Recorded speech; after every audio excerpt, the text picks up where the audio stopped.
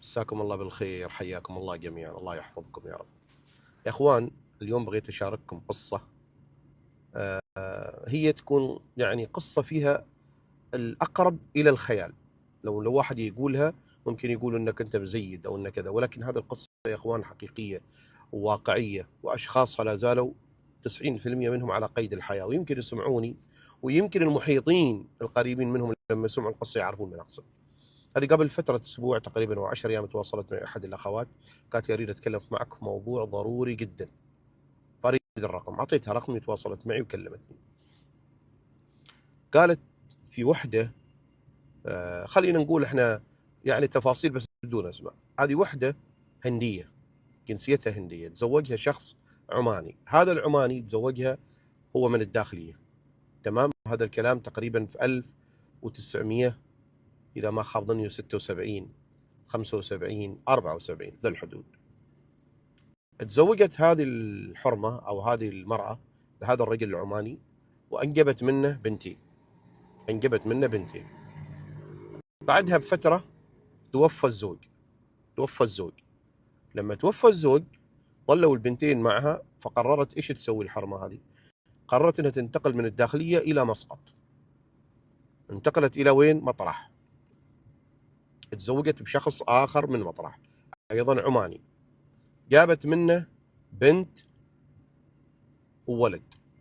الزوج العماني الثاني جابت منه بنت وولد. أصبحوا المجموع 4 أولاد. في حدود سنة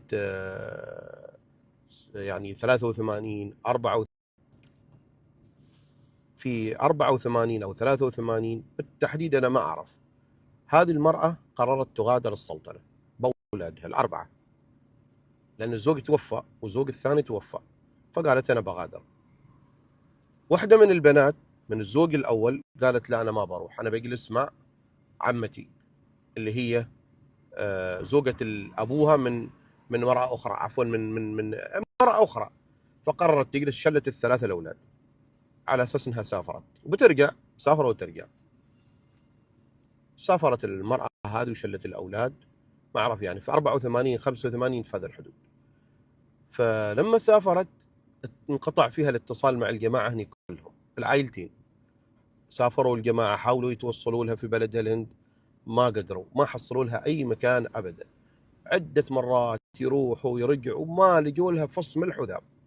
الجماعة هني في عمان قالوا خلاص، هذه إذن الحرمة يمكن توفت هي أولادها وصار لهم شيء الله أعلم.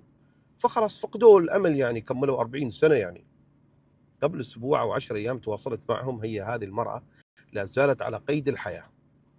تواصلت معهم من وين؟ تخيلوا، تواصلت معهم من باكستان.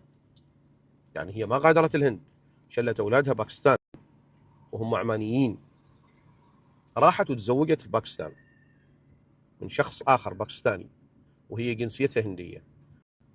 سبحان الله، جابت 4 أولاد من الباكستاني. 4 أولاد من الباكستاني، استووا أخوان كلهم. البنات زوجتهن هناك في باكستان، زوجتهن من باكستانيين. الأولاد أيضا العمانيين زوجتهم نفس الشيء. الأولاد أيضا زوجتهم يعني زوجات باكستانيات الجنسية. خلاص يعني لو تشوف أشكالهم، تشوف كلامهم، ما يعرفوا عربي أبدا، يعني هم كأنهم صحيح باكستانيين هذه الناس. فسبحان الله لما تواصلوا مع أختهم اللي في عمان هني، هي الأم تواصلت مع بنتها اللي هني في عمان، قالت لها أنا أمش وكذا، ورسلت لها صورهم. قالت أنت كيف عرفتي؟ قالت أنا والله توصلت وحاولت وما خليت مكان، دورت لين وصلت لش. بعد كم يا أخوان؟ بعد 44 سنة 45 سنة ردت. يعني هذه البنت العمانية انصدمت، قالت أمي عايشة وإخواني. تخيلوا يعني صدمة إن 45 سنة أو 44 سنة أنت ما تعرف أمك إخوانك عايشين ميتين وين بالضبط. هذه المسكينة العمانية البنت ما صدقت على الله تلقى أمها، والله ما صدقت. رسلوا لهم صورهم، رسلوا جوازهم العماني لما مغادرين، رسلوا كل بياناتهم. راحت البنت تشوفهم، راحت هناك، هي قصت تذكرة وراحت مسكينة تبى تشوف الأم والأولاد إخوانها. يعني تخيلوا يا إخوان إن ذي الأسرة، تفكير الأم هذه أنا ما أعرف وش تفكيرها كان ذيك الفترة، ولكن يعني انا اقول لكم هي بهذه الطريقه يعني احس انها دمرت اسره كامله. يعني هذه للحين متزوجين باكستانيين واولادهم في الباكستان، يعني البنات كلهن عندهم 5 و6 اولاد متزوجين باكستانيين، يعني ما لهم علاقه في عمان ابدا، ما لهم علاقه ابدا في عمان. بس الغريب يعني انا ما اعرف كيف هم صبروا 40 سنه طول ذي الفتره ما سالوا وين ابونا، وين وين اخواننا، ايش وضعنا الان. هم يعني المهم الان الجماعه مقررين يرجعوا لعمان، وهذه القصه يا اخوان تبغى حل لغز. كيف بيرجعوا لاولاد؟ كيف ممكن يرجعوا الاولاد الصغار؟ هل ممكن ان البنات يرجعن على الجنسيه العمانيه والاولاد يرجعوا على الجنسيه العمانيه او لا؟ هل قانون البلد يسمح ان المراه اللي حصلت، على فكره المراه الهنديه حصلت جواز عماني ترى قبل لا تغادر، المعلوميه يعني، بس هل يسري عليها قانون انها ترجع بالجواز العماني او تسقط الجنسيه عنها في حال انها غادرت البلد في هذا السنوات الطويله؟ بس حقيقه الامر مختبص خبصه ما حد عارف شرقه من غربه. يعني تخيلوا ان هذيل عندهم يعني عندهم املاك في انا اعرف من الاب الثاني، انا اعرفهم شخصيا، وبعد يكونون من يعني في قرابه احنا وياهم من بعيد، يعني عندهم املاك.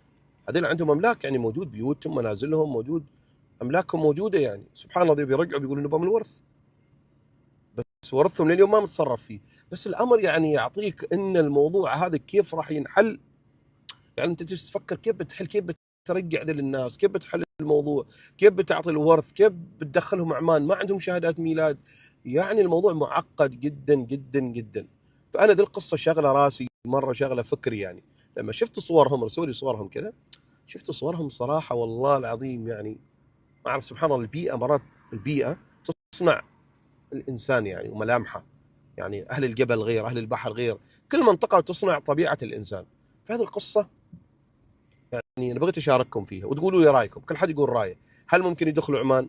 هل ممكن يحصلوا ورث؟ ايش الطريقه اللي ممكن هم يدخلوا فيها بطريقه سريعه؟